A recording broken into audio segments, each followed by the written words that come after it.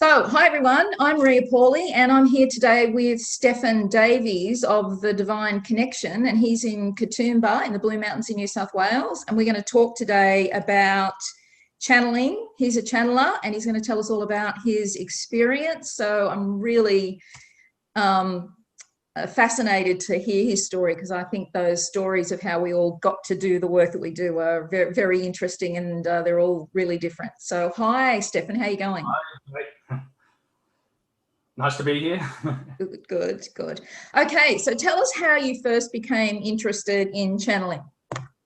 Okay, well, the year was about 2011, and I started to see the angel numbers like 1111, 111 all the time. And I started to see them, and I was like, I thought I was going crazy. I didn't know what was happening. And then eventually I started looking it up online, and I think I found Melanie, Becker, who you might know. She's one of the most successful channels. She's got something like 800,000 Facebook followers, and she's really successful on social media. And is she in Australia? She's American. Right. Yeah. Yeah. And so I started to listen to her messages and her meditations, and I was like, wow, this is amazing. I'd love to be able to do this, but it just took me a few years. It took me about 6 or 7 years before I actually felt ready to do it, because I just thought I'm not strong enough in myself. Like, I might be susceptible to psychic attack and negative beings. And I just had all these uncertainties. But then in 2018, I just felt like, yeah, now I'm ready. And so I did a channeling course, which is Melanie Becker's teacher. And I did it, and it's been amazing. Yeah. So how did you do? You obviously did that course online, or did you go to the US? No, it was online. Yeah. Right. It's all done through basically video messages and video classes, and they say that you get you get like an initiation and a transmission of light through video. Yeah. So yeah. And that's true of a lot of channeled messages, and we'll get to that later, but that happens. So was she actually present when you were doing the course, or was it a sort of self-paced course? Oh, it was self-paced. Yeah. It only took me it was only basically about a week to do. I think there was 5 or 6 different classes of like an hour each. But yeah, it was really great. It's probably the best thing I've ever done and the best money I've ever spent, to be honest. So yeah. Right. Yeah. Great. So that's interesting that you didn't have any other interaction with her personally, and you didn't have any other like people in the group that you could kind of bounce off, because when you're learning those sorts of things, there's a lot of questions that come up. I know there always is for me when I'm learning like that. Yeah. Well, actually, there's a Facebook group for everyone who's learning to channel. It's called the Learning to Channel group, and also Melanie, even though she's very busy, she's not the one who runs the course, but she pops in and she helps to answer questions. So I've got a lot of questions answered from her as well. And the teacher, who's Betsy, sort of answers all the questions and everything. Yeah. So what happened to you when you did that course? Tell us. Okay. Well, actually, it's all channeled from a guy called Orion, and he's a star being, and he's Betsy's teacher. And Betsy, she was a Reiki teacher, and I think it was in 1997, and she was giving Reiki to someone, and she just heard this voice come in and start talking to her. And she was like, she thought, am I losing my mind? What's going on? And she started talking back to the voice, and it said, you're going to be a channeling teacher. And she didn't know how to channel, but this voice instructed her. And because she was in like a state of giving Reiki, a state of love, a high vibrational state, you know, she connected with a really high energy. And Orion is now the teacher for the course. And with my first experience with Orion, it was really powerful. And actually, I don't think I've ever had, since I've been channeling, I don't think I've ever had as a powerful experience as that. But I was just kind of surrounded in this huge, like this warm glow of energy. And I had this kind of really strong protection around me for like 3 or 4 days. And I could just feel I was in this, cocooned in this real wall of energy. It was pretty amazing. And but the very first channeling experience I had was doing one of her meditations, which was not a video meditation, but it was just a written, following a written meditation where you go into yourself and you relax and you go deep into yourself, and then you ask to connect with this loving presence which is all around you, which is basically God. And I just, the first time I did it, I hadn't learned to channel yet, but I heard this message, and I can't remember exactly what God said, but it was something like, I'm here and I love you, and he said, let others be your guide, open your heart to them. And even though it was just a very simple message, it was like, for me, that was incredible. That was amazing. That was like the first time I'd heard a higher being, and I was like, wow, I can channel, and it's actually easy. Like, anyone can channel. It's not difficult at all. You think it's really hard. It's this big hurdle, but when you do it, it's actually kind of easy. And yeah, and it was really great. I can tell it was a profound moment, because you still remember that message now. But I think this is the block that a lot of people have, is that sometimes the messages sound so simple. How did you know that it wasn't coming from your own consciousness? Yeah, that's a good question. That's a good question. And it's a kind of a key question with all channeling, isn't it? It had a different energy to my own mind. It had a different energy, and it was warm. It was very loving, and just had a very kind of high vibrational feeling to it. So I just knew it wasn't coming from my own ego mind or anything like that. Yes. Yeah.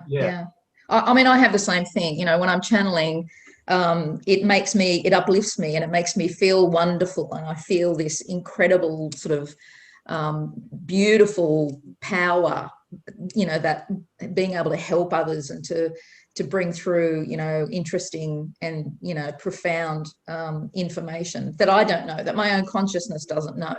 So, that happens later. But in the beginning, what did you do with all of those messages? Where did you go from there? Well, actually, when I look back now, the funny thing was I think that sometimes I was truly connecting with an angel or God or something else. And sometimes maybe I was hearing my own ego. And sometimes I was actually being tricked by false beings. And that's something that I had coming through in my path a lot. And I had to learn how to deal with it, is to really come from a place of an open heart and connect with a really high vibration. Because if your heart's feeling a bit closed, this is what I found. If my heart's feeling a bit closed, or I'm feeling not completely clear, then I can ask for a particular guide like Archangel Michael or God or something. And in fact, this negative trickster being comes in and says, I am God, I am this, and gives me this message that tries to trick me and lead me down a false path. And so I think looking back, I was kind of maybe 50% really channeling and 50% getting tricked and occasionally hearing my own mind. But it was just what was the difference? How did you know you were being tricked? What was the difference between the messages that came through from the trickster? Right. Well, it's actually, some of them I can feel straight away. I just feel their vibration. I go, no, I release you. You're a trickster. Go away. But some of them, they can be very convincing, and they almost feel high vibrational, some of them. And but basically, the way I tell now is I just feel in myself before I begin, like I'm coming from a place of love, and two, I feel completely clear about what I'm connecting with. And I almost know, like 100% guaranteed, I'm going to get a true guide. But sometimes in the past, those tricksters, they've been very convincing. And sometimes I couldn't tell that it was a trickster until afterwards. Like, sometimes they give me a particular meditation to follow, and I'd think it was coming from a higher being, so I'd follow it. And in fact, it would like put like some kind of negative energy in me, or make my heart closed, or make it harder for me to channel. And I'd realize afterwards, I've been tricked. And I mean, no serious harm ever happened, but it was, it might just be 1 day or 2 days where I was feeling closed, unhappy, negative, because I had been tricked. And so it was a hard lesson to learn, but I think it's made me a much better channel, because now I'm really careful. Discerning, yeah, definitely. Yeah. It's interesting, isn't it, that you know, what people who work in this industry, whether they're channels or psychics or mediums or whatever that they do, what they often don't talk about is the fact that we have to really take care of our own vibration and look after ourselves and do our work and face off to our own shit, as I like to say, and, you know, like do work on our own emotions and keep ourselves healthy and clear. Yeah. Physically and emotionally and spiritually. Yeah. Yeah, I agree. I mean, if you're not looking after yourself, you can't really be kind of a beacon of light for someone else, really. Yeah. Definitely. Yeah.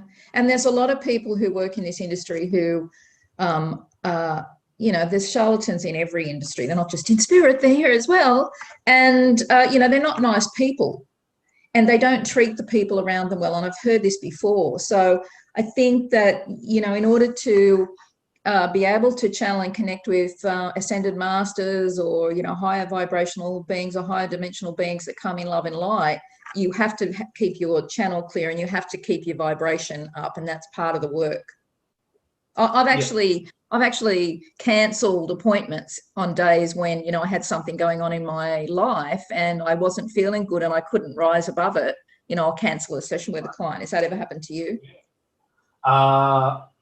No, well, actually, I mean, the thing is, I've only been doing this as a business for quite a short time, so that hasn't really come up yet. But I could definitely see how that could happen, because I mean, there's some days you try to stay in a state of love, but sometimes, you know, people are not particularly kind, and you can react, and it's not always easy to just let it go and come back to a happy, peaceful state. So I can see how that can happen. Yeah.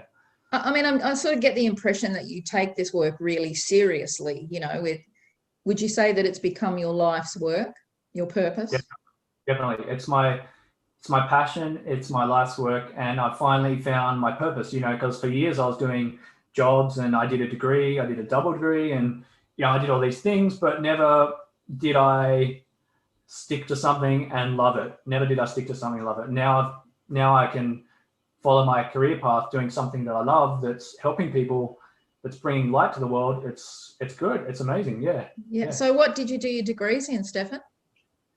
I did a Bachelor of Arts in Asian and International Studies and a Bachelor of Business in International Business, because when I finished school, I had no idea what I wanted to do. And then I thought, oh yeah, this sounds interesting. And yeah, it was kind of interesting, but it wasn't interesting enough.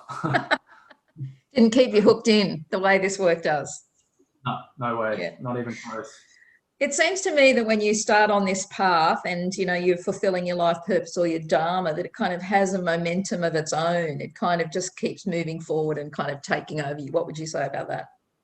I agree. I feel like I'm just kind of, I don't know if flowing's the right word. I'm just kind of on this journey, and of course, I'm the one who's instigated all of it, but I feel like it's just carrying me along, and I'm just really interested to see where it leads, because it's great. Yeah. So, how many different beings do you connect with? Because, you know, I only connect with one. I only connect with the goddess Mart, but I know that, and I have tried to connect with others over time, but not really seriously, I guess. So tell me about who you connect with. Well, to be honest, I don't have, as far as I know, I don't have any limit to who I can connect with, as long as they're high vibrational, loving, truly loving and high vibrational. I mean, I connect with many angels, ascended masters like Jesus, Buddhas, because I'm actually a Buddhist as well. I connect with Buddhas and occasionally star beings too. Yeah. So, but mostly angels. Mostly, I mean, the ones who usually come through are Archangel Michael, Archangel Sandalphon, Jesus. Sometimes Archangel Uriel comes through. They're the main ones, but all kinds of. And also, I just released a video on my YouTube channel the other day about animal spirit guides, and actually tried to channel my animal spirit guides, and I found this is really interesting. I can, and that's something I can do, but I don't really I don't see that much point in channeling animal spirit guides when I can talk to an angel who can give me all the answers I need anyway. But it's, yeah. I mean, I guess that would depend on the client that you had. Some clients might be really interested in animal spirit guides and others wouldn't be. So when you channel with a client, do they tell you who they want to speak to, or is it just a matter of whoever comes in at the time? Well, I've never yet had a client who has asked me for a specific being to be channeled. Like the way we do it and the way I was taught in the course I did is we ask for the highest, best, most loving possible guide to come through. And then whoever comes through is the person who has the best possible message for that person. So that's how I do it. And usually it's Jesus comes through a lot, or there's a star being and an angel who is both, apparently, called Amriel, who comes through quite a lot as well. But yeah, I had one client who asked me to channel particular Greek gods and goddesses, but they never followed up on the session, so that didn't happen. So yeah, so it's usually just whoever is the highest, best, most loving guide. Yeah. Beautiful, beautiful. So when you first started channeling, I gather you were doing it for yourself, and this is before you got your business going. And I'm wondering, how you went getting answers to your own questions, because that is often an area of difficulty for channelers. That it's more difficult to get answers to our own questions than it is to get answers to somebody else's. Yes, I agree. Definitely, I agree. And the first 6 months I was channeling, it was like I would hear the messages, but they weren't clear. And it probably wasn't until 6 to 8 months ago that when I was channeling for myself, I became consistently clear in hearing my own messages. But even sometimes I can still miss little things. I can still get words wrong or certain things wrong. But yeah, that was something I struggled with, definitely. And when I first started, I was actually just writing the messages. I wasn't speaking them. I found it much easier to just write. I would type on the computer. And just so it was automatic writing. Automatic writing, yeah. Yeah. But then, but eventually, I got to a level of comfort where I could just speak, and it's now easier to speak than to write. So yeah. So you would call yourself a conscious voice channeler, or do you go into a trance? I don't know the answer to that. I've never called myself a conscious voice channeler, but I think what I do is usually I'm conscious of what's being said and what's going on, but sometimes I go into an altered state of mind, which is like a kind of like a meditation state, a kind of deep absorbed state, but I'm still aware of what's being said and what's happening. So I guess I am conscious. Yeah, so that sort of sounds to me like semi-conscious. So I tried to do it from deep consciousness, and I was always really good at going into trance. I became a clinical hypnotherapist and a past life regression therapist, so trance was kind of my thing, and I was really good at it even before that. If you put me in a group of people in meditation, I fell asleep. That's how deep I kept going all the time. But when I tried to channel from deep trance, I couldn't hear the questions. I was going so deep that it just wasn't working. Yeah. So I'm certainly conscious, but I'm in a trance in that I don't remember later what the context or what happened in the session, which is weird because I'm a trained counselor and life coach. So if I'm counseling someone, I usually will remember their story 10 years later. And I might not remember all of it, but I'll remember a lot of the details about their life and their issue and their story and all that sort of stuff. But when I'm channeling, I don't remember anything. Is that what happens to you? Well, actually, not usually. And I've heard other people saying that they can't remember what was said during the channeling. But for me, I almost always remember what was said. There's been maybe 2 or 3 times when I haven't remembered, but for the most part, I almost always remember pretty much everything. Yeah. And the good thing to remember about this is everyone does this differently. There's not one way to channel. There are lots of different ways to channel. And in the past, we had channelers who were completely, lost consciousness, like Seth, who channeled through Jane Roberts, or the sleeping prophet. What was his name? viewers will know, it was back at the turn of the century. It's gone. But then we had channelers, more modern channelers like Abraham. Esther Hicks, who channels Abraham, is conscious the whole way through, but Abraham still comes through and speaks. And it's the same with Cryon and a lot of those big channelers that we know of across the world. Right. So there are lots of different ways to do it. Everybody does it in their own way. Yeah, definitely. Yeah. Is there one message? Is there a particular purpose for the messages that come through? What do you think the main kind of message is from your higher guidance?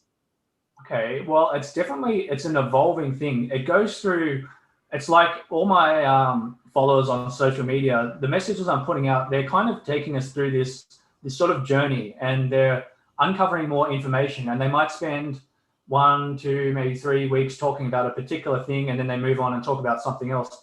But something that was being quite astounding to me, and it's still hard for me to fully accept, is I don't know if you've read this book called Bringers of the Dawn. Have you read that? Yes, I have. Yeah, okay. It's channeled from Pleiadians, and yes. I read it probably three years ago, and I thought, this is nonsense. This can't possibly be true. And then in my own channeling, they started to bring through messages about it and refer to it, and basically reinforce all the things that the book was saying. It is true. That was Barbara Marciniak, wasn't it, that channeled those books? Yeah, I thought they were great. I actually, when I read it, I found it quite, not terrifying, but quite upsetting to think, the theme, I'll just go over it briefly for people who haven't read it. The theme of the book is that humanity was once an awakened species of light, and there was a war between dark and light, and these negative kind of demonic beings came in and took over the planet, and they manipulated the human DNA from a 12-strand DNA to a 2-strand DNA, in which we lost a lot of our awakened abilities. And the humans are basically controlled and used as a source of kind of energy and nourishment for these beings. And so they started to refer to that and basically say... So that goes back to the story of the Anunnaki, where there was Enki and Enlil, and they were all supposedly reptilian, which isn't weird, because if you look at all the Sumerian, Babylonian and Egyptian hieroglyphics, a lot of the beings in that have like reptilian sort of looks and features. So Enlil was the baddie, the bad brother, if you like, and Enki was the good one. And actually, the goddess that I channel, goddess Mart, so she is the ancient Egyptian goddess. It's the same energy through all those different civilizations, because I asked that once, like a lot of the stories that we have about ancient civilization are mythology that's been handed down. We don't really have the facts because they couldn't write back then. There's no books hanging around. There's a few stone tablets. And so the sister of Enlil and Enki was Mami, who was a progenitor of goddess Mart. So it's all the same goddess energy that goes all the way back to that. So I was really interested in all of that stuff. Yeah. So there's the DNA feature of it, which is really interesting. Yeah.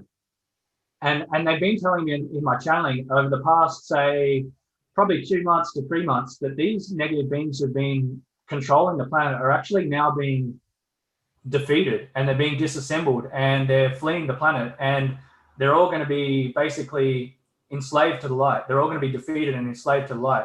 And so now it's not completely done yet, but they said in about a week's time, the last of them will be gone, and then the light can start coming to the planet. And they've also said that because now these kind of gates of protection keeping the light out are being broken down, that we're going to see star beings coming to the planet and announcing themselves within the next 5 to 8 weeks. That's what they've been telling me. So wow, that would be amazing. It would be amazing. It would be incredible. So I'm hoping that takes place, because that would be really something. That would be absolutely amazing. Yeah, that'd be incredible. Have you followed Dr. Stephen Greer's work with aliens? No. So he's a doctor in America. Well, he's a medical doctor, but he's behind he's made lots of movies. He's been advising governments and presidents and whatever about the alien agenda since, I think, around the 1990s. So he's pretty much coming out and saying fairly similar things. Don't know about time frame, but yes, it's definitely getting closer to that point of first contact that, and Bashar talks about that, Bashar that channels through Daryl Anchor. Okay, I don't actually know a lot of these channels you're talking about because I haven't Okay. been involved in following the field for very long. So I was a bit of a channel junkie before I actually started channeling myself. I worked it out. I've had about 30 different sessions. No, I've spoken to 30 different channelers because often I spoke to them more than once all over the world. Some of the world's greats like Sheila Gillette, who channels Theo in America. And that she was the channel that told Esther Hicks she was going to start channeling Abraham. So there's all these connections between channelers across the world. But it's so yeah, I was a bit of a channel junkie, so I know most of their stories, or a lot of their stories anyway. But the thing is, channeling is becoming more and more prevalent on the planet. Lots more of us are starting to channel, and this is why, because we have been in a battle of light versus dark, and we are coming into the age of Aquarius, a shift in consciousness where we're all coming into the light.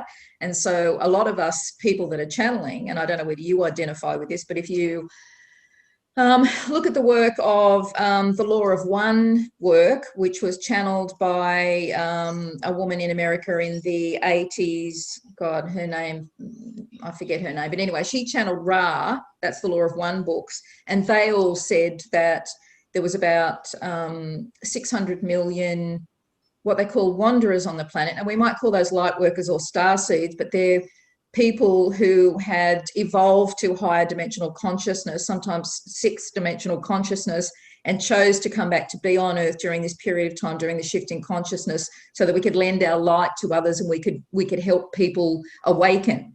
And I certainly identify as that. I'm wondering if that sounds like your story too.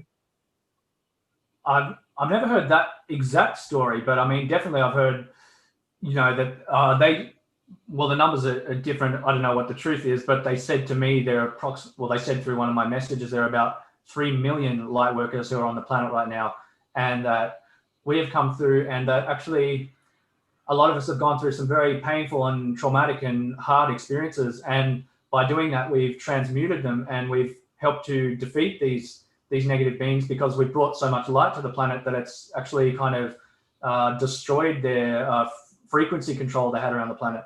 So definitely, I definitely put myself in that category. Yeah. Wow, it's really interesting, isn't it? Because you hear that when you talk to a lot of not just channelers and psychics and people like that, but all counselors and therapists, which I was before I became a channeler.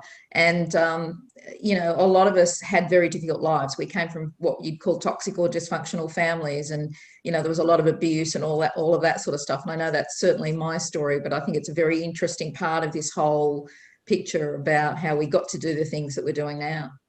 Yeah, definitely.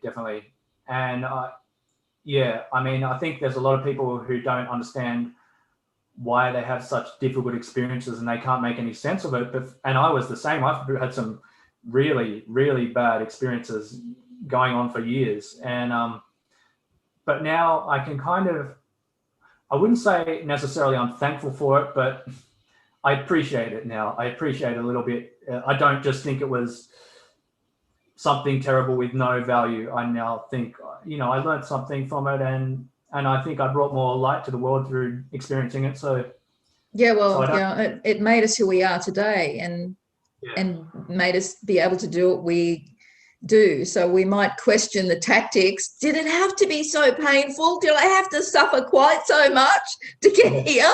And what I get when I say things like that is, well, you could have made better choices at the time. We didn't tell you had to suffer. You just took the hard road every single time.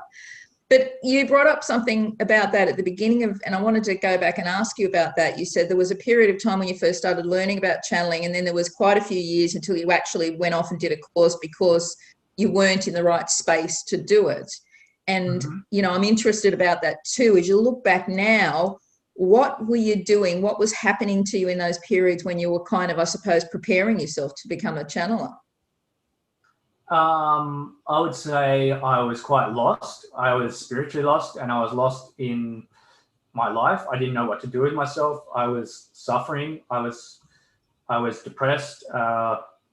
A lot of other experiences that I don't necessarily want to talk about, but I think it was just, for me, it was like this. I just had to walk in the darkness for X amount of years before I could come into the light.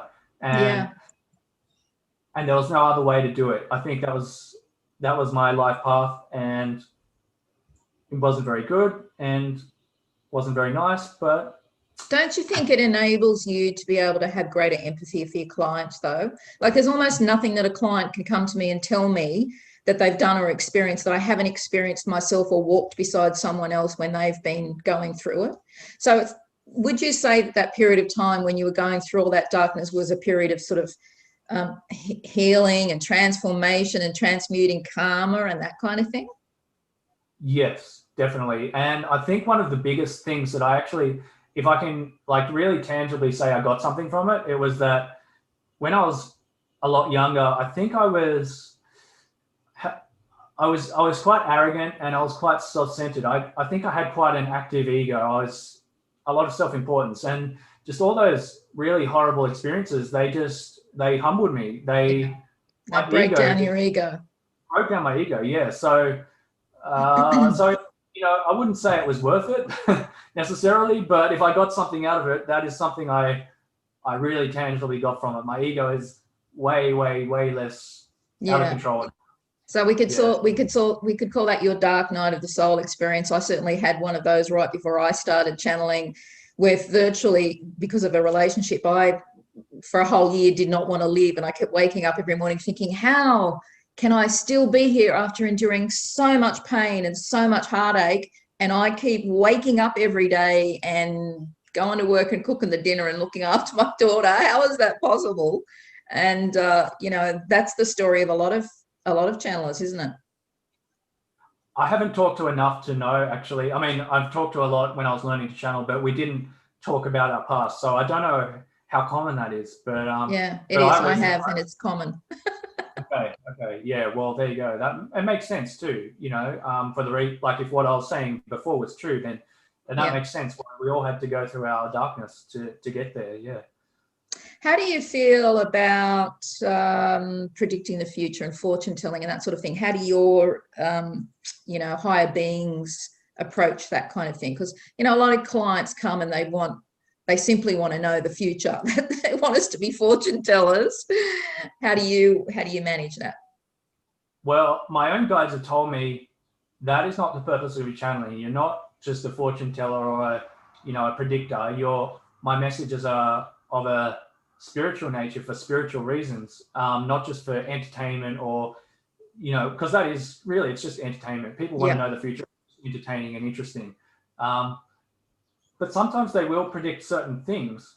They predicted a few things for me that have happened, and but also they sometimes don't tell me the truth on purpose. They'll sometimes deliberately mislead me because they want me to learn a certain lesson or to lead me in a certain direction. And then they later say, well, that wasn't the truth. I'm sorry, but we had to tell you that. And so I don't know if I get, like, for example, 5 to 8 weeks, the star beings are going to announce themselves. That's what they say. I think they wouldn't lie about that because I'm putting it out there on my Facebook page and they don't want to ruin my credibility. But with things that I ask about for myself, I have to just bring a whole level of questioning to it and go, are they just tricking me or is this the truth? And but I trust them because they're whatever they're doing is I believe for my highest good. So yeah. So because I'd spoken to a lot of channelers before I started channeling myself, and I really was like searching all over the world for the best channelers I could find and waiting months and paying a fortune to speak to them. And none of them, they will all tell you they won't predict the future because the future doesn't exist. There's no such thing as fate, that, we create our reality, and every time we change our mind or change a decision or change a choice, we change, like, jump timelines, and we change the whole path of our future.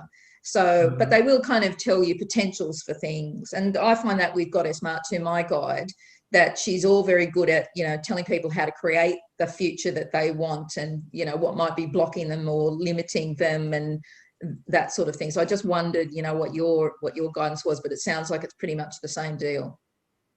Yeah, I mean, when I'm channeling for clients, I can't really think of many times when they've predicted the future. They don't really do it for clients, but when I'm doing it for myself, they will predict the future for me. Right. Different thing.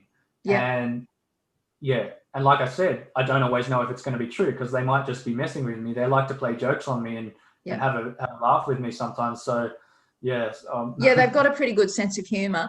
And the other thing is that we have to remember, this is my experience, that the information is aimed at the level of the questioner. So if you are a really, spiritually awake and knowledgeable person, you're going to get a different answer than the person who's just starting to put their feet on that spiritual path. Yeah. Is that what you find? Definitely, because you have to be able to hear and understand the message. And, if you're not very spiritually, I don't know if I use the word awakened or advanced or knowledgeable yet, or even open-hearted, even if you're not as open-hearted, it can be difficult to absorb the information because they might tell you something amazing, but you just don't hear it. I've had clients who, they tell them something wonderful or amazing, but they just can't hear it because they're not open or ready enough for it. Yeah. Interesting. Is there a limit to the amount of channeling that you can do? Does it actually affect your body in any negative way, tire you out or anything? Well, I've heard a lot of channels say they find it draining, but I can pretty much channel as much as I want generally, and it doesn't affect me. I mean, if I channel a lot, then I can get a little bit tense or nervous, like not nervous, but on edge, worked up, kind of agitated or something. But there has been probably three or so times when I've connected in a really high vibrational way and I've found it draining, but mostly it doesn't. Mostly I can channel, like 5-8 times a day or something if I want. Wow, that's pretty good. Not for an hour. I'm talking about like for 20 minutes or 2 minutes. Yeah. So how are you putting most of your, apart from you're seeing clients now, how are you putting your work out? Is it mostly via social media, and is it written? Or I noticed that you do some videos where you actually, speak, voice channel, and you write some stuff. So it's. I do. I'm posting like 3 times a day on Facebook. I do one like quick short meme message, which is on a photo. It's a short message that fits on a photo. And then I do one YouTube video, which is a spoken message, which usually is about 10 minutes or maybe sometimes 20, sometimes 5. And then I'll do one written message, which might be a few paragraphs in length. And it might be, for example, yesterday they had angels of health coming through and they were advising people to eat at least fruit once a day and at least get 5 hours of rest. And even if you're giving and helping others, take time to nurture yourself. And that's the kind of thing. It can be anything, or it can be Jesus talking about giving and service, or anything can come through. And so that's how I do it, like a written message, a spoken message, and a short meme message. Yeah. That's a lot of content. You're putting out a lot of content there for people, free too, right? So you're doing the work and it takes time, and you're putting in the effort, and then you've got to, put it all together and put it out there. So good on you. That's beautiful. Yeah. Thanks. Yeah. Good. We spoke before about, and I just want to clarify this. We spoke before about sometimes there being trickster entities around you, but I think you were talking about more when you first started channeling. How are you going with that now? Do you find that happens now? It hasn't happened for quite a while, actually. It's basically, I think there's 2 things going on. One is it's how open-hearted you are. The more open-hearted you are, the harder it is for these things to come through. And 2, the ego, how active the ego is. Occasionally my ego has kind of flared up and kind of taken over. And in those times, that's when I'm susceptible to them. But but for quite a while now, I've been feeling clear and loving and connected. So it's all working out well at the moment. Yeah. Sounds like you're working hard at it. I am working. Yes, I am. Yeah. It's real life purpose stuff. So how can people find you and book an appointment with you? Okay. Well, my website is www.truedivineconnection.com. I know it's a little bit of a long name, but you can also find me on YouTube, which is The Divine Connection, and on Facebook, which is The Divine Connection as well. Hopefully they'll show up in a search. I'm not sure, but yeah. And then we'll put them all under the video all those so people can find you. Do you have an Instagram account as well? Yes. I have something. I post on Instagram every day, but I have like 17 followers. It's been terribly unsuccessful. Instagram and Pinterest, I'm like a failure at them, but I keep posting because I just think maybe one day they'll take off. And there's a knack to it, and you can certainly learn about how to do that sort of thing. The way I feel about it is this, that someone once told me when I first started doing this kind of work that you had to spend 80% of your time marketing yourself and 20% of your time working with clients. And I was really pissed off when I heard that. I was like, what? I don't want to do that. I hate marketing myself. I hated doing all that sort of stuff. But I have to say that the reason that I probably am still doing this work, I started working with people, like doing therapy and stuff, back in 2007. So I've been doing it and then I started, doing readings and doing channeling in 2014. But the reason I'm still here is because I came from a kind of business admin background. And I was a teacher, high school teacher for 23 years. So I had all those admin skills, and I knew how to use the internet and all of that. So I could do it. I just didn't like doing it. But it's absolutely true that, all of the people, well, unless you get really famous, and I'm not aiming to get famous in the world, but those people who are famous have somebody else do all that stuff for them. But people who are like you and I, we have to do it all ourselves, and it can be quite time consuming, and you have to learn all those skills of how to market yourself on Instagram and how to get your message out there. Because if you've got a message, this is my belief, if we have a message and it's coming through us, then it's part of our job, our kind of contract, if you like, to get the message out there. You can't help people unless they know you're there and they know how to find you. People often say to me, oh, I saw your video, or I heard you talk, and the minute I heard your voice, I knew I had to make an appointment with you, that sort of thing. Right. Yeah. So it's a big part of it. We put a lot of work, and I don't think people realize how much work this actually is. And you sound like you're doing lots of work to getting this message out there that you've been given, because, you're just the channel, right? Exactly. Yeah. And I'm very happy just being the channel. Yes. Yeah. I don't want to be famous, but by the same token, we live in a world where everything's measured by how many followers you've got, how many people, how many subscribers you have, and all that sort of stuff. I find that a little bit disconcerting, but that's the way it is. Hopefully it will change one day. You never know, the internet might crash. Well, it might. That's true. I hope it doesn't, but it could. Yeah. And I think it's all just building for your future, isn't it? Like, it takes time to build up social media platforms and following, but it's all kind of an investment in the future, and and it's enjoyable work. So. Fantastic. So where do you see your work going? Are you going to going to write a book, or are you continuing to work one-on-one with people? How do you see this working for you in the future? I would actually, one of my goals would be to be more successful on YouTube, to be able to make an income from YouTube. And obviously I'd be putting out my messages for free, like I'm doing anyway, but I would be putting out messages for free on YouTube and getting paid for that. That would be ideal. Yeah. And then working with clients, just when I have clients who really need a session, really want a session, and help them out. But I would like to focus on YouTube, and I'm working hard on YouTube, but it's not easy. So you post a video every day, did you say, on YouTube? Pretty much every weekday at the moment, yeah. Wow, that's a lot of work. It is a lot of work, yeah. Yeah. All right. Well, it's been an absolute joy and a pleasure to talk to you today, Stephan. I love your work, and the minute I heard your messages and I heard your channeling and everything, I knew that I, had to talk to you and get you on my YouTube channel and help you get your work out there, because I think it's profound. I think your message is beautiful, and I think people need to hear it. Thank you. And the same for you. I've only listened to one of your messages, but it was beautiful with Goddess Smart. It was really thank you loving message. Yeah.